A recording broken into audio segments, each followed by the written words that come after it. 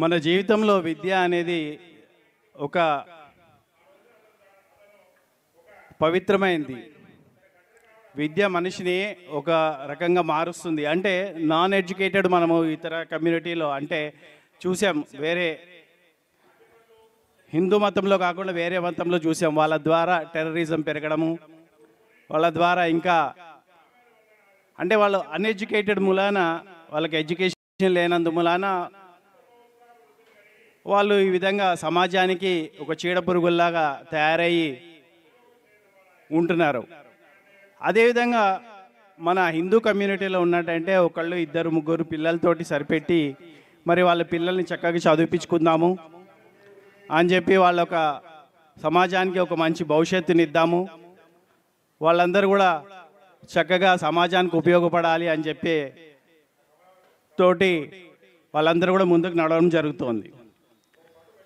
మరి ఏ విధంగా అయితే నేను ఈరోజు ల్యాప్టాప్స్, స్కాలర్షిప్స్, ఏ విధంగా అయితే కుట్టు మిషన్లు ఇస్తున్నానో, ల్యాప్టాప్ తీసుకున్న ప్రతి ఒక్కళ్ళు కూడా రాబోయే రోజుల్లో వాళ్ళ విద్యా బుద్ధులను చక్కగా అభ్యసించి రాబోయే రోజుల్లో వాళ్ళు కూడా 10 మందికి సహాయం చేయాల్సిందిగా నేను విజ్ఞప్తి చేస్తున్నాను. చాలామంది అదేవిధంగా చేస్తా అని కూడా మాటిచ్చారు.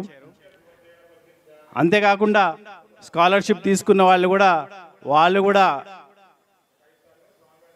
వాళ్ళ పేరెంట్స్ని వాళ్ళని చక్కగా చూసుకుంటూ వాళ్ళు కూడా సమాజానికి ఉపయోగపడే విధంగా 10 మందికి సహాయం చేయాలని చెప్పి కూడా నేను కోరుకోవడం జరుగుతోంది.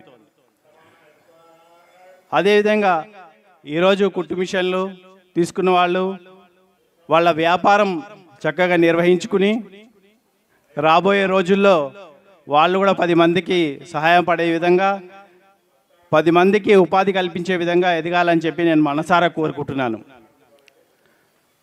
మరి ఇంతటి చక్కటి అవకాశాలు మనమందరం కూడా ఈ దేవుని సమక్షంలో మనము నిర్వహించుకోవడం జరుగుతుంది. ప్రతి ఏటా మనం కావాలనుకుంటే బయట ఎక్కడైనా పెట్టుకోవచ్చు, ఏ ఫంక్షన్ హాల్లో ఏదైనా. కానీ ఇట్లా ఆధ్యాత్మికంగా మనం అందరము కూడా భగవంతుని సన్నిధిలో ఉండాలని చెప్పి కూడా నేను కోరుకుంటున్నాను.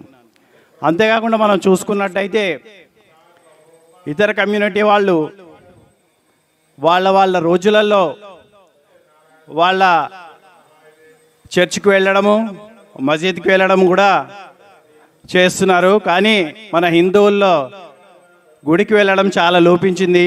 మీరందరూ కూడా చక్కగా గుడికి వెళ్ళి ఆ భగవంతుని సన్నిధిలో మీరందరూ కూడా మంచి సద్బుద్ధితో ఉండాలని చెప్పి నేను మనసారా కోరుకుంటున్నాను.